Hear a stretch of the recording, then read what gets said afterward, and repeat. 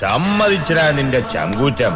പോലീസുകാരനെ ഇടിച്ച് താഴെയിട്ടിട്ട് പോലീസ് സ്റ്റേഷനിൽ വന്ന് വിരിഞ്ഞു നിൽക്കുന്നോടാ നാറി.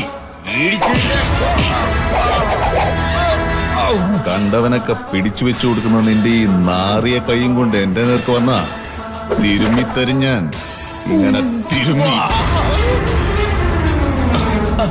ഭരണം മാറിയപ്പോ ചുളിവിലിതങ്ങ് ഒപ്പിച്ചെടുത്തു അല്ലേ?